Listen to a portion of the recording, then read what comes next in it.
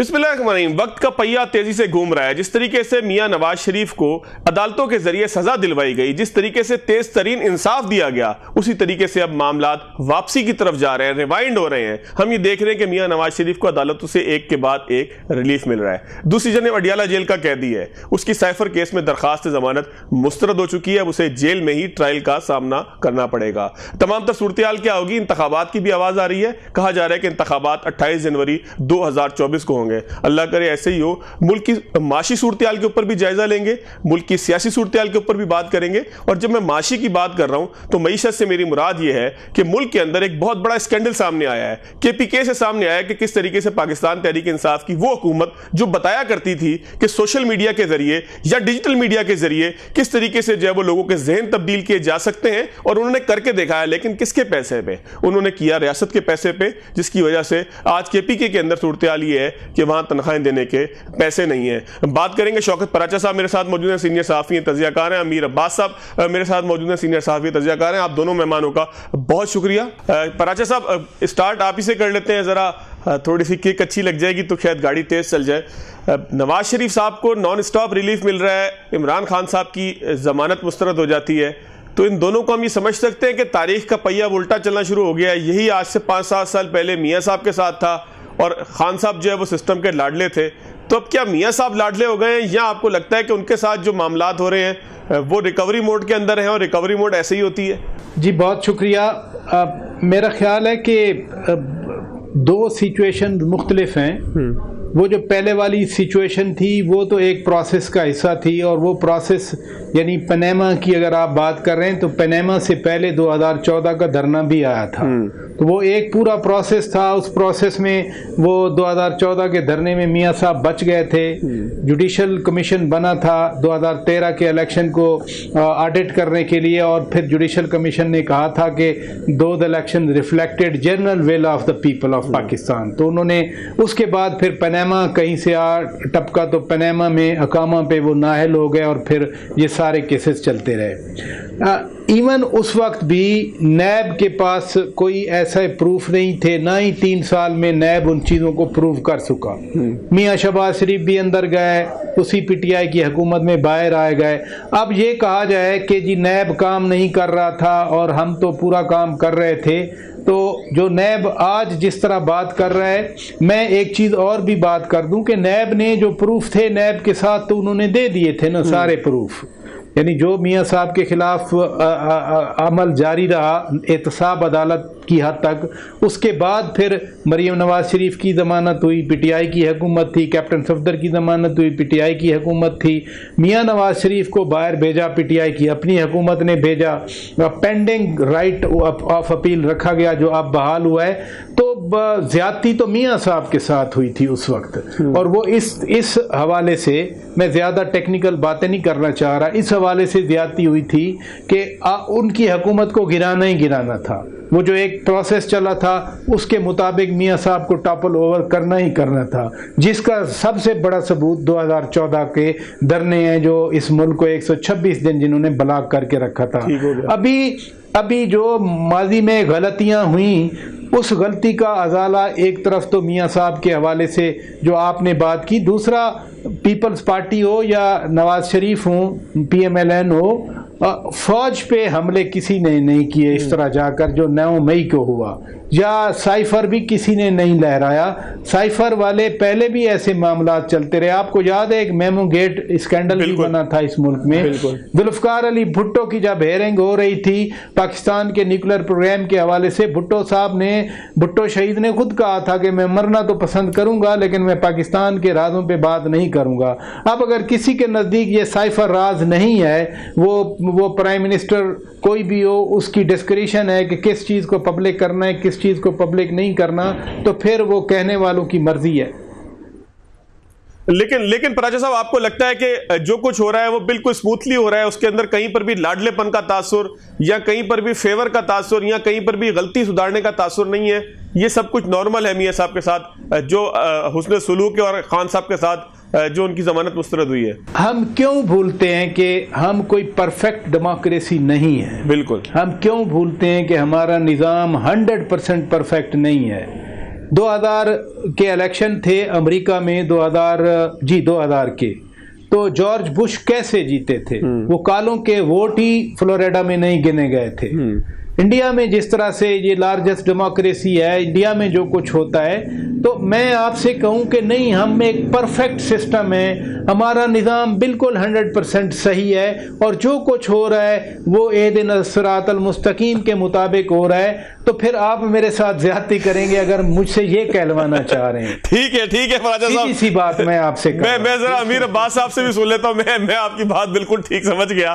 खैर जरूरी तौर पर मैं आपको खींचना चाह रहा हूं कि आप कहें कि नहीं सब कुछ ठीक हो रहा है और बाद में लोग कहें कि देखो यार ये इसने क्या बात की है। मैं इसको थोड़ा अमीर अब्बास साहब की तरफ ले चलता हूं। अमीर अब्बास साहब, जिस तरीके से फराजा साहब ने भी कहा कि हम कोई थर्ड वर्ल्ड कंट्री है, जाहिर है कि जमहूरियत भी उसी तरीके से कमजोर है, आमरीत भी यहाँ मुस्तकिल आती रही, यहाँ हाइब्रिड सिस्टम भी आते रहे, तो लेकिन अब जो मियाँ साहब को रिलीफ मिल रहा है ये उनका हक नहीं था? बहुत शुक्रिया जी। एक तो फराजा साहब की इब्तदाई गुफ्तगू मैंने सुन चुका, आवाज नहीं आ रही थी। जो आखिरी जुमले उनके मैंने सुने कि हम उतनी कोई आइडियल डेमोक्रेसी नहीं है, इसमें कोई शक नहीं है।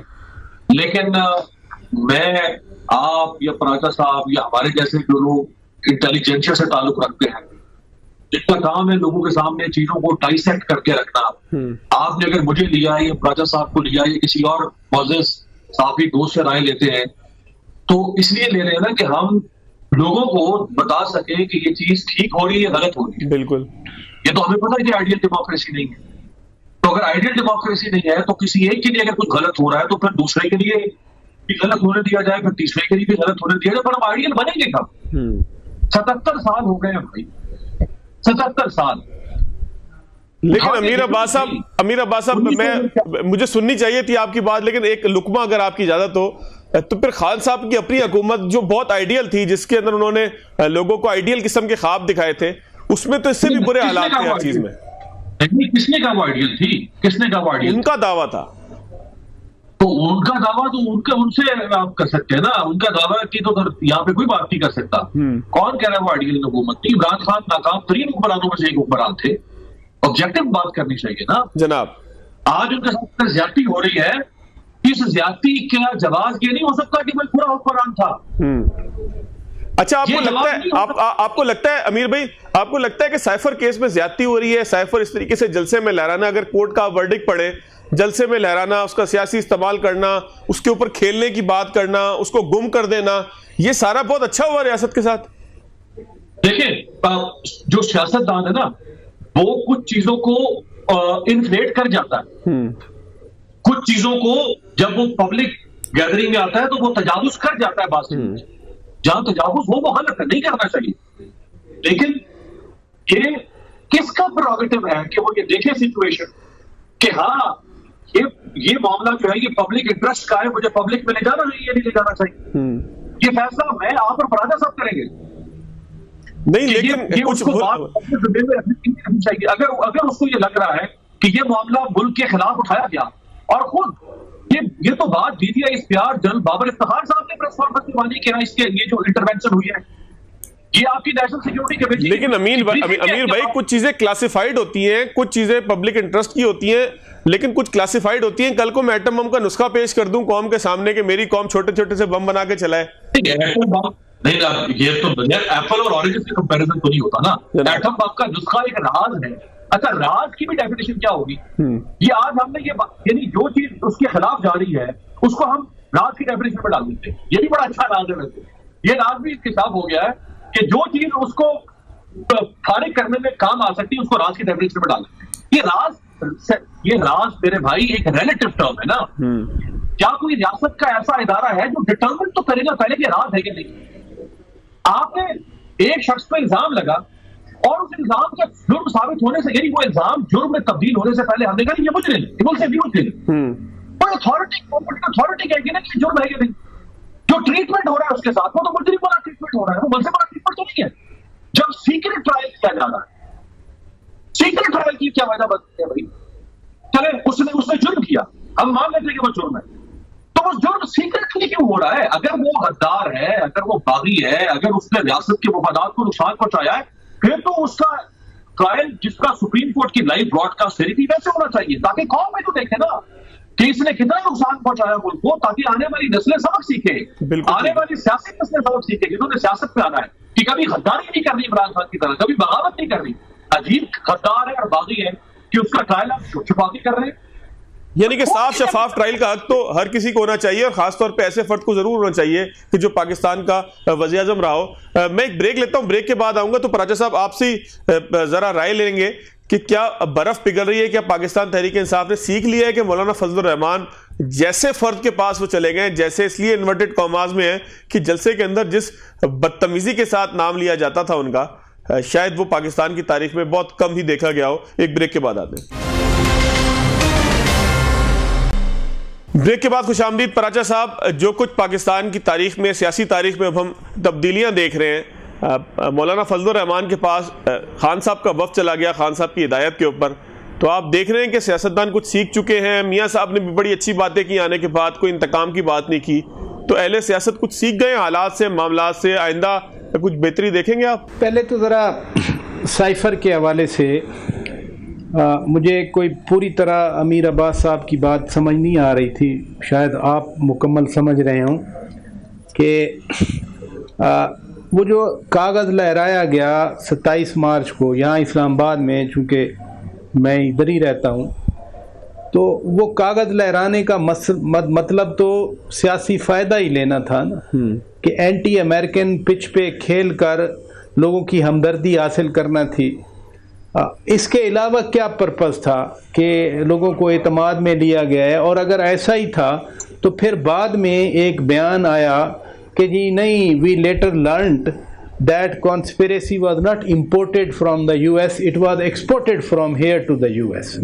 तो अब मैं वो 27 मार्च वाली बात को दुरुस्त समझूं या बात वाली बात को दुरुस्त समझूं? और चूंकि यूजुअली ये होता है कि जो दूसरी बात की जाए वो चूंकि थोड़ा सा तहकीकात के बाद होती है तो वो दूसरी बात दुरुस्त होती है, तो इसका मतलब है कि फिर पहले वाली बात गलत थी। और अगर पहले वाली बात गलत थी तो फिर जो कुछ उस पे गेम प्ले किया गया उसका जवाब कौन देगा? साहब, लेकिन अमीर अब्बास साहब ये भी कह रहे थे कि शफाफ ट्रायल का हक दिया जाए उन्हें। शफाफ ट्रायल की तो लाहौर हाई कोर्ट ने कल, इस्लामाबाद हाई कोर्ट ने हदायत जारी कर दी ना कि शफाफ ट्रायल हो। अब शफाफ ट्रायल का मीनिंग कैसे लिया जाए, किस ट्रायल को शफाफ माना जाए, किस ट्रायल खुफिया ना रखा जाए? अमीर अब्बास साहब ये कहते हैं खुफिया ना रखा जाए। नहीं, खुफिया, ये जो तहकीकाती इदारे काम कर रहे हैं, आखिर इन्होंने कोई रिपोर्ट तो बनानी है ना, ये रिपोर्ट कहीं तो सबमिट होगी। मिलिट्री कोर्ट में जो ट्रायल था वो सुप्रीम कोर्ट ऑफ पाकिस्तान ने कहा कि नहीं, इधर नहीं हो सकते सिविलियंस के ट्रायल, तो ऑटोमेटिकली अगर यही स्टेटस चलता है तो फिर तो सिविलियन कोर्ट्स में ही ट्रायल होगा ना। हम क्यों कंक्लूड कर लेते हैं एक प्रोसेस से पहले ही कि जी ये गलत प्रोसेस है? हमें कैसे यकीन है? अगर मुझे ये यकीन नहीं है कि ये शफाफ ट्रायल होगा तो मुझे ये कैसे यकीन है कि ये गैर शफाफ ट्रायल होगा?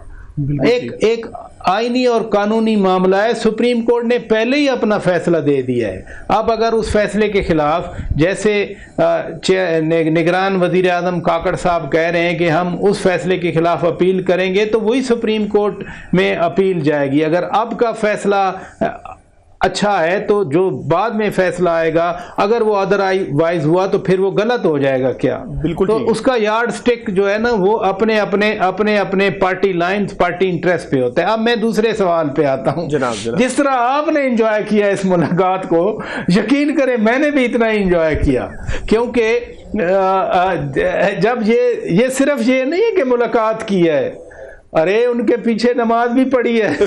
ठीक है, जिनके बारे में पता नहीं कैसे कैसे अल्फाज, ना वो अल्फाज आपने इस्तेमाल किए, मैं भी नहीं कर रहा। साहब सुबह का भूला 2 साल बाद आ जाए तो उसे भूला नहीं कहते। नहीं, ये भूले नहीं है, ऐसी बात नहीं है। सारे लोग, मसलन असद कैसर साहब जो है ना, वो सिर्फ स्पीकर कौमी असेंबली नहीं रहे, स्पीकर सूबाई असेंबली में रहे हैं, और पूरा उनका करियर है, पूरा करियर है। अली मोहम्मद खान साहब, वैसे उनसे तो कभी मैंने वो अल्फाज नहीं नहीं सुने थे।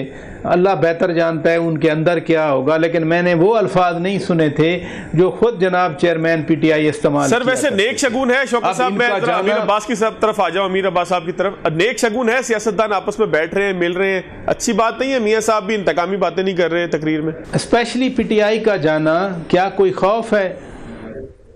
जब कोई मफामत की तरफ जा रहे हैं तो मफामत क्यों कर रहे हैं? मेरा तो सवाल ये है ना कि किस लिए मफामत कर रहे हैं? आप समझते हैं आपकी बड़ी पार्टी है, पार्टी को तो इलेक्शन लड़ेगी, पार्टी को इलेक्शन कमीशन ने डिस्क्वालीफाई तो नहीं किया। वो फॉरेन फंडिंग वाला केस के बारे में कहा जाता था कि पार्टी पे बैन होगा, नहीं होगा। बिलावल भुट्टो जरदारी भी कह रहे हैं कि अगर पीटीआई इलेक्शन जीतती है तो इनको हुकूमत दी जाए। तो आखिर ऐसी क्या कबाहत है मुल्क में? ऐसा क्या हो रहा है? एक जमहूरी अमल है, इलेक्शन कमीशन ने एक हफ्ता दे दिया है, वो डेट भी दे देंगे, सुप्रीम कोर्ट भी मांग रही है कि डेट आ जाएगी। तो मेरा तो सवाल ये नहीं है कि क्यों ये गए हैं, मेरा सवाल ये है कि आखिर क्यों जा रहे हैं? और वो भी मौलाना फजलुर रहमान साहब के सामने पीटीआई के लोगों का जाना, ये बताते खुद एक मौजूदा है। बिल्कुल ठीक है। अमीर अब्बास साहब आप कैसे रिस्पॉन्ड करेंगे? सियासतदान कुछ सीख चुके हैं, हमें पॉजिटिव लेना चाहिए या हमें मौजज़े समझकर जो है वो उसके ऊपर मुस्कुराना चाहिए? अगर मुझे आप इजाजत दें एक कमेंट मैं पहले कर दूं जो शौकत भाई फरमा रहे हैं। हम ये कर लेते हैं कि शौकत साहब हमारे सीनियर और अपने मोतबर और बहुत जबरदस्त सुलझे हुए जर्नलिस्ट हैं। हम यूं कर लेते हैं कि रियासत से कहते हैं कि वो जो सीक्रेट ट्रायल हो रहा है उसमें पाकिस्तान में से सिर्फ एक सहाफी को कम से कम इजाजत दे दें, शौकत पराचा साहब को ही भेज दिया करें। अगर एक रिपोर्टिंग होती है ना ट्रायल की, साफी रिपोर्टिंग करते हैं ना, सुप्रीम कोर्ट में जाते हैं, हाई कोर्ट में जाते हैं, सिविल कोर्ट में जाते हैं, सेशन कोर्ट में जाते हैं, चेक होता है ना पीटीआई का कि कैसी पब्लिक हियरिंग होती है ना। चले और किसी को अलाउ ना करें, एक शौकत पराचा साहब को तो कम से कम जाने दें। हमें एतमाद है शौकत साहब के ऊपर कि ये वहां जाके जो रिपोर्टिंग करेंगे ट्रायल के अंदर वो बिल्कुल आके ऑब्जेक्टिव रिपोर्टिंग बार कौम के सामने रखें। इतना तो कर दे रियासत।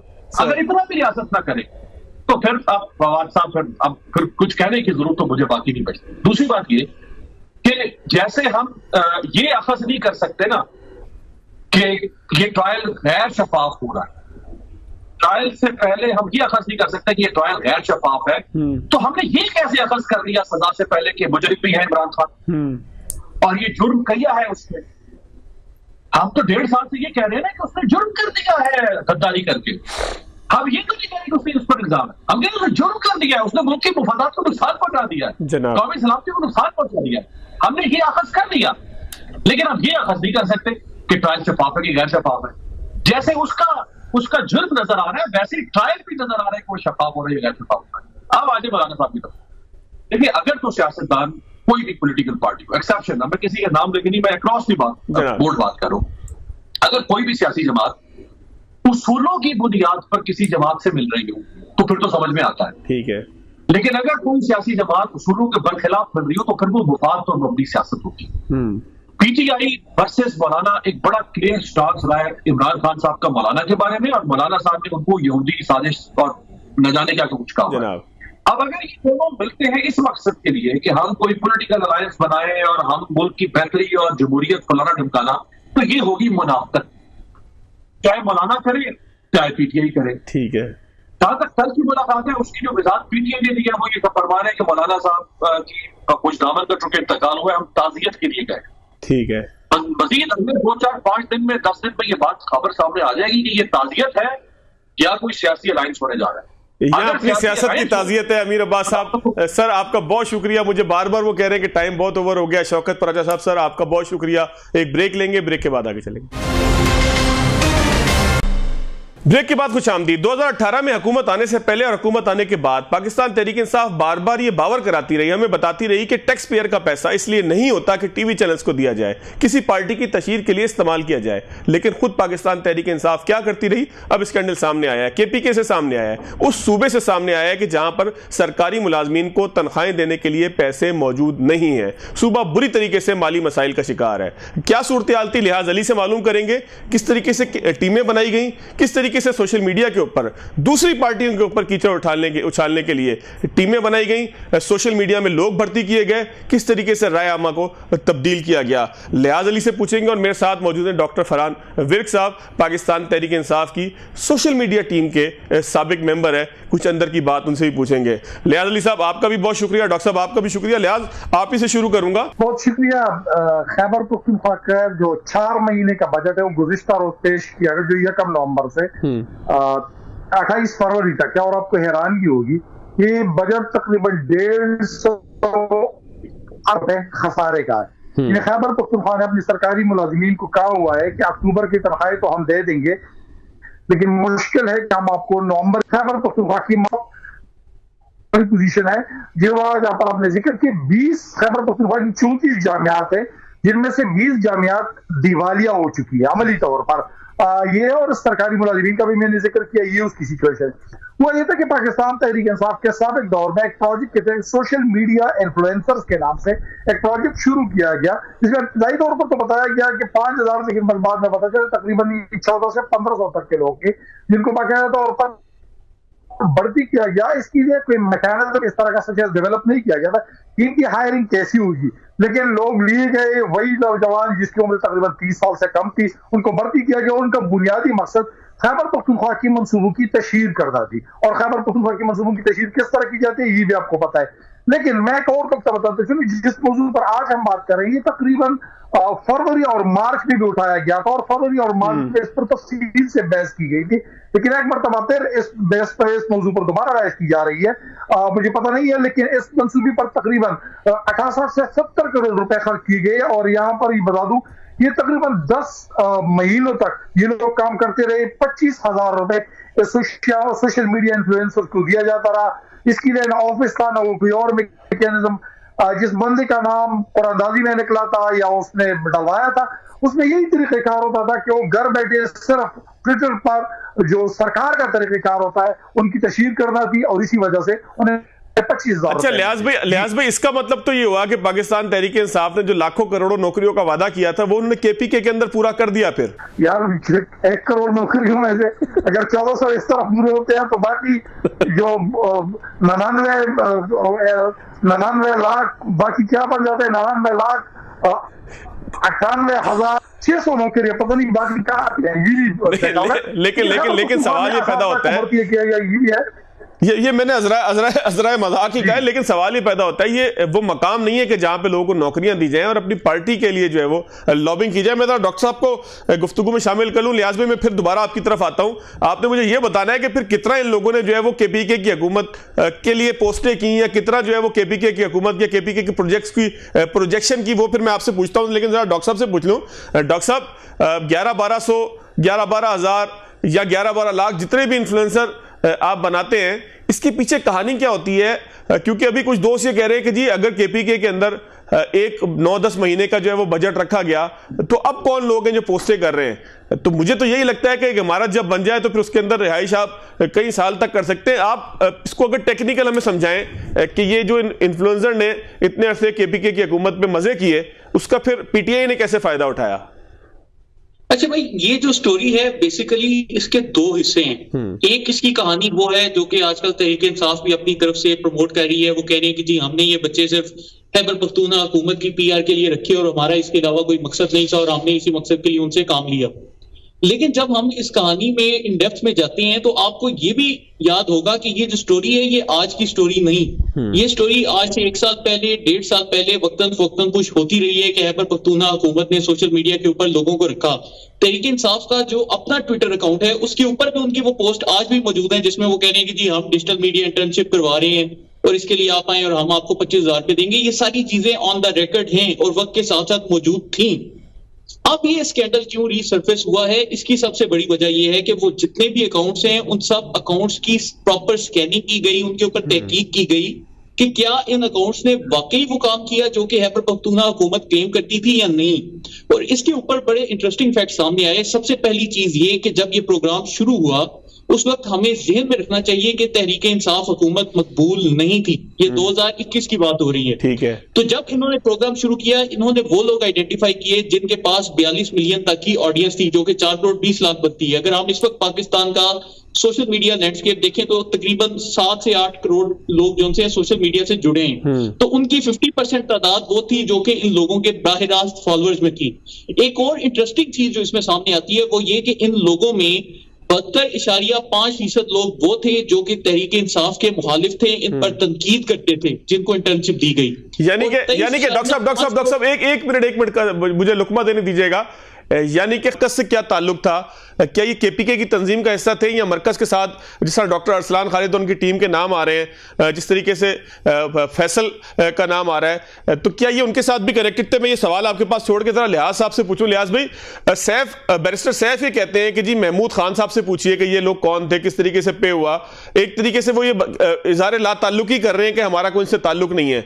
इस सवाल के जवाब के साथ ही आप मुझे अगला ये भी बता दें कि क्या आपके इल्म में इन लोगों का कोई ऐसा इस्तेमाल था कि जो केपीके हुकूमत के कारनामों को बताने का बाइस बना हो लोगों में? जो उस वक्त की पाकिस्तान तहरीक हुकूमत की इस सवाल का कोई तसल्ली बख्श जवाब नहीं था। जब हम उनसे पूछते थे, फॉर एग्जाम्पल होना तो ये चाहिए था कि वो सोशल मीडिया इन्फ्लुएंसर्स दिए जाते जिनकी फॉलोइंग ज्यादा होती, जब उन लोगों को हायर किया जाता जिन्हें सोशल मीडिया से ठीक ठाक वहां पर उनकी एक्टिवली वो पार्टी है कि इनमें से कई ऐसे लोगों को भी दिया गया जिन्होंने अपने अकाउंट बाद तैनाती बनाए हैं। ये इस तरह के लोगों को लिया गया है। ये दोबारा बता दूं, मैं जिस तरह ने डॉक्टर साहब की बात की, मैं उसकी बात की तस्दीक करता हूं कि हाँ, ये सारी पीटीआई के नहीं थे। इनमें से अवामी नेशनल पार्टी की भी लिए गए थे, इनमें से जमात इस्लामी के जो नौजवान थे वो भी लिए गए थे, इवन पीपल्स के भी लिए गए थे, और बाकी दीगर सियासी जमातों के स्टूडेंट नहीं है उनकी भी लिए गए थे। और बाकायदा तौर पर उनको हायर किया गया। 12 महीने का प्रोजेक्ट था, लेकिन ये एक लाहासिल एक्सरसाइज थी। अभी आपने बता दिया कि बैरिस्टर मोहम्मद अली सैफ, तो ये बात है कि बैरिस्टर मोहम्मद अली सैफ से पहले ही इनकी हायरिंग हो चुकी। उन दिनों कामरान बंगर साहब जो थे सही किया है। अच्छा, एक और पीएचडी का प्रोजेक्ट था जो इंफॉर्मेशन डिपार्टमेंट की लिया था, और इस इंफॉर्मेशन डिपार्टमेंट के प्रोजेक्ट में ही बताया गया था कि इनकी बाकायदा तौर पर कोई तोसी नहीं होगी, नए नए कोई तनख्वाह इजाफी दिया, नए नए मुस्तकिल किया जाए, उसमें शामिल थे। हैरानगी की बात यह है कि 17 और 18 फॉलोअर वाले लड़के जिन्होंने एक दूसरे को कहकर ये 17 और 18 फॉलोअर बनाए थे, उन्हें सोशल मीडिया बनाया गया था। खैबर पख्तूनख्वा हुकूमत के बाकायदा तौर पर महकमे उन्हें तफवीज की गई, महकमा अपने बाकायदा तौर पर एक उसकी खबर जो है अगर अखबार में छप जाए तो आपने उसकी रिट्वीट करना है, रिपोस्ट करना है, ये इस तरह होता था। कई जो थे उसका बराह रास्त वज़ीर आला हाउस जो वज़ीर आला हाउस की पोस्टों पर ये तमाम एक्सरसाइज जिस पर इस वक्त बात कर रहे हैं, ये फरवरी और मार्च में तफसील से इस पर बहस हो चुकी है। और निगरान हुकूमत ने कबल अज़वाक़, यानी इसका 12 महीने का प्रोजेक्ट था जिसको 30 जून को मुकम्मल होना था, ये मई और जून मुकम्मल ही नहीं कर सका, और अप्रैल में ही इस प्रोजेक्ट का खात्मा कर दिया गया। बिल्कुल ठीक है, बिल्कुल ठीक है। मैं लिहाज भाई अगर टाइम मिला तो दोबारा आपकी तरफ जरूर आऊंगा। डॉक्टर साहब, आप जरा इसकी क्लैरिफिकेशन कर दीजिएगा कि क्या ये टीम जो है इसका पाकिस्तान तहरीक इंसाफ मरकज के साथ भी कोई ताल्लुक था? कोई उसके शवाहिद जब आप काम किया करते थे तब आपको मिले थे, या अगर आप इसको एनालाइज करें तो आपको मिलते हैं कि ये पाकिस्तान तहरीक इंसाफ के लिए काम करते थे बजाय इसके कि केपीके हुकूमत के प्रोजेक्ट को जो है वो तशहीर करते? जी देखिए, बजाय इसके का वर्ड दुरुस्त नहीं, क्योंकि ये केपीके हुकूमत का जो काम था वो बज़ाहिर होम्योपैथिक इन नेचर था। हमने उनकी वो वर्कशीट भी देखी है, तो वो जी छोटे मोटे टास्क होते हैं कि जी हमारा एक स्पोर्ट्स इवेंट हो रहा है, इसके ऊपर एक पोस्ट कर दें। तो वो एक पोस्ट करना, तो एक जो बंदा सोशल मीडिया का काम कर रहा है उसके लिए दिन में 1 मिनट का काम है, तो वो तो कोई ऐसा कोई इतना बड़ा हमें काम नजर नहीं आता। लेकिन वफाकी हुकूमत के साथ इसका बाहर रास्त एक ताल्लुक था। इसका मतलब इंकशाफ जो सा है फयाजुल हसन चौहान साहब भी कर चुके हैं। वो कहते हैं कि हम 2021 में एक मीटिंग में बैठे थे जिसमें चेयरमैन तहरीक इंसाफ भी मौजूद थे, और उन्होंने फिर पूछा कि यार वो जो खैबर पख्तूनख्वा वाली टीम है उसका क्या बना और वो किस स्टेज तक पहुंची। तो इसका मतलब ये है कि वो पूरी सूरत हाल से वाकिफ थे, उनको पूरे का पूरा इल्म था। और देखिए, हमें एक चीज में अभी भी फर्क करने की जरूरत है कि जहां पर हम कहते हैं कि ये सिर्फ खैबर पख्तूनख्वा हुकूमत की सोशल मीडिया टीम है, तो ये एक सेपरेट चीज है। कल को हो सकता है कि वो मालूमात भी सामने आए कि खैबर पख्तूनख्वा हुकूमत ने किन किन डिजिटल मीडिया एजेंसीज के साथ बाकायदा मुआहदे किए, वो इसके अलावा एक चीज होगी। तो ये सिर्फ डायरेक्ट एक सोशल मीडिया एक्टिविस्ट की टीम है और हम सिर्फ ये एक 870 मिलियन की अमाउंट देख रहे हैं, लेकिन इसके अलावा हमें ये भी देखने की जरूरत है कि खैबर पख्तूनख्वा हुकूमत ने इसके अलावा किन डिजिटल मीडिया एजेंसी से राब्ते किए, वफाक में किस लेवल पर भर्तियां की गई, पंजाब में किस लेवल की भर्तियां की गई, पंजाब में किन किन डिजिटल मीडिया एजेंसी को इसके ठेके दिए गए, वफाकी हुकूमत ने किन किन लोगों को इन्वॉल्व किया। तो ये अभी सिर्फ टिप ऑफ द पिरामिड है। अभी ये पूरे का पूरा जो चीज है ये जब अनर्थ होगी तो मेरे ख्याल से एक बहुत बड़ी चीज सामने आएगी। अच्छा डॉक्टर साहब, एक मुझे बात बताइएगा, आप खुद भी डिजिटल मीडिया एक्सपर्ट हैं, अगर 1 अरब रुपए का बजट आपको दिया जाए, 1 साल का आपको टाइम दिया जाए, तो आप क्या डिलीवर कर सकते हैं? जितना इन्होंने किया इससे तो ज्यादा ही कर सकते हैं, मुझे इस चीज का यकीन है। कितना नुकसान हो सकता है उससे किसी सियासी जमात को या रियासत के किसी बयानिए को? देखिए, पाकिस्तान तो हम अभी भी कहते हैं कि थर्ड वर्ल्ड कंट्री है। जब हम अमेरिका के इंतखाबात देखते हैं तो आप देखेंगे जो डोनाल्ड ट्रंप जब सदर बने तब बाकायदा अमेरिकी हुकूमत ने अपना सर पकड़ लिया था कि किस तरीके से रूस ने अमेरिका के सोशल मीडिया में इन्फिल्ट्रेट करके वहां पर बाकायदा लोगों को डोनाल्ड ट्रंप की हिमायत पर मजबूर किया था। फेसबुक वगैरह ये जितनी भी मेटा और दीगर कंपनीज हैं इनको बाकायदा उन्होंने बुलाया और इनको समन किया। आज भी अगर हम देखें तो अमेरिकी हुकूमत जो सी है वो टिकटॉक के ऊपर पाबंदियां लगाने का बार बार जिक्र करती है, ऐसा क्यों है? फिर हमने एक और स्कैंडल देखा कि ब्रिटानिया में ब्रेक्सिट हुआ तो वहां पर कैम्ब्रिज एनालिटिका नाम की जो कंपनी थी उसका एक बहुत बड़ा स्कैंडल बना और उसमें होता यह था कि कैम्ब्रिज एनालिटिका लोगों का डेटा चोरी करके उनको टारगेटेड एड्स दिखाती थी, जिसकी वजह से उन लोगों के जहन साजी हो गई और उनकी वो प्रॉपर सोशल इंजीनियरिंग की गई। तो ये काम पाकिस्तान जैसे मुल्क में करना जहां पर डेटा की उस तरीके से प्राइवेसी नहीं है, यहां पर लोगों को टारगेट करना एड्स के थ्रू और उनके जहन तब्दील करना एक निस्बतन बहुत आसान काम है और इसको बहुत इजीली किया जा सकता है। तो हम ये कह सकते हैं, डॉक्टर साहब एक आखिरी मुझे जवाब दे दीजिएगा क्विकली, हम ये कह सकते हैं कि जिस मकबूलियत का ढोंग रचाया जाता है या अगर वो हकीकत में भी मौजूद है दोनों सूरतों के अंदर, क्या उस मकबूलियत के अंदर इन 1 अरब रुपए का भी कोई कंट्रीब्यूशन है? ठीक, देखिए, आप जब एक शख्स को 25,000 रुपए दे रहे हैं तो आप सिर्फ उस शख्स को 25,000 रुपए नहीं दे रहे, आपके वो जो पैसे हैं उसी के खानदान में जा रहे हैं, उसी शख्स के बड़े दोस्त होंगे, उसके बड़े कजन्स होंगे। तो ये जो 1100 की फोर्स है इसको सिर्फ 1100 की फोर्स ना दिखा जाए। और सोशल मीडिया पर हमने ये भी देखा है कि एक शख्स 5-5, 6-6 अकाउंट्स भी चला सकता है। तो ये जो 1100 अकाउंट्स हैं ये उन्हीं लोगों के 5500 अकाउंट्स भी हो सकते हैं और अगर उनके दोस्त रिश्तेदार हम शामिल करें तो इसकी तादाद 15 से 20 हजार भी हो सकती है।